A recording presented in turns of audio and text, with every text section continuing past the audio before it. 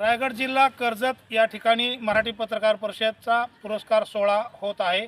आम्ही रायगड जिल्ह्यात कर्जत या गावी जात असताना निरळ या गावी या ठिकाणी आलोत। या ठिकाणचे भगवान शेठ यांनी अतिशय छान आमची या ठिकाणी व्यवस्था केली। आमच्या सर्वांचं स्वागतसुद्धा आपल्या बर्दापूरचेच भूमिपुत्र परंतु राज्यात सर्व शासकीय कर्मचाऱ्याचे संघटनेचे ते पदाधिकारी आहेत, सेवानिवृत्त अधिकारी आहेत आणि त्यांच्या सांगण्यानुसार त्यांनी सुद्धा कालपासून आमच्यासोबत आहेत। आदरणीय इंगळे सर हे त्यांचं आम्ही मराठी पत्रकार परिषद व डिजिटल मीडियाच्या तर्फे त्यांचं आम्ही हार्दिक स्वागत करू। आणि त्यांनीसुद्धा आज सकाळी आमचं म्हणजे जेवणापासून राहण्यापासून सर्व व्यवस्था केली आणि आमच्या सगळ्यांचं स्वागत केलं। मी आदरणीय इंगळे सरांना विनंती करतो की त्यांनी 2 शब्द बोलावे।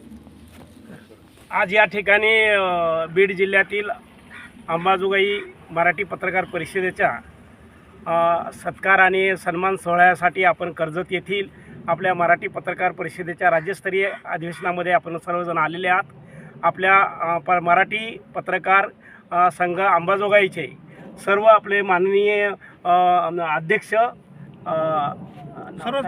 सर्व पदाधिकारी या ठिकाणी आपण आलेले आहात। या ठिकाणी माननीय नेरळचे आमचे मित्र श्रीयुत भगवान शेठ आणि आमचे मित्र राजेश खंदारे साहेब अध्यक्षात यांनी या ठिकाणी माझ्या विनंतीला मान देऊन आपल्या सर्वांची या ठिकाणी राहण्याची व्यवस्था केलेली आहे।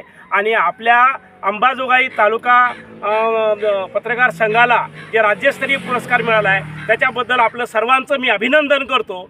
सूर्यकांत इंगळे सरचिटणीस शासकीय कर्मचारी महासंघ तसेच वीरशैव कक्कया समाज संस्था सेक्रेटरी तसेच विविध संघटनेचा सल्लागार असंघटित आणि संघटित कामगार संघटनेसाठी सातत्याने मी गेली 35 वर्षे काम करत आहे।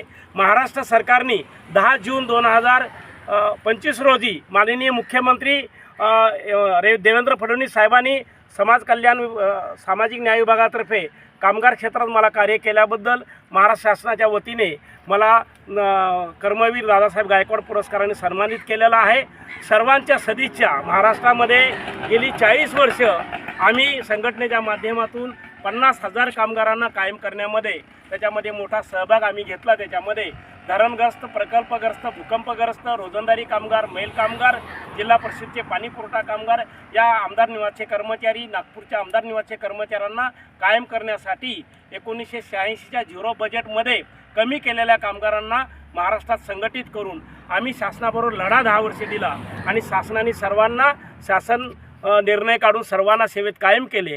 ही कामगिरी करत असताना सामाजिक अजेंडा, एक सामाजिक बांधिलकी म्हणून, समाजसेवा म्हणून गेली सातत्याने मी या ठिकाणी आपल्या सर्वांच्या सहकार्याने कार्यरत आहे। मला अभिमान आहे की आपण बर्दापूर आले, अंबाजोगाईचे सगळेजण या ठिकाणी आलात। आपलं खूप स्वागत, अभिनंदन की आपल्याला राज्यस्तरीय पुरस्कार मिळाला आहे आणि आपल्याबद्दल मी सर्वांचं अभिनंदन करतो, स्वागत करतो आणि या ठिकाणी थांबतो आणि आपल्या सगळ्या कार्याला, उद्याच्या सगळ्या कार्याला आपल्याला शुभेच्छा देतो। धन्यवाद।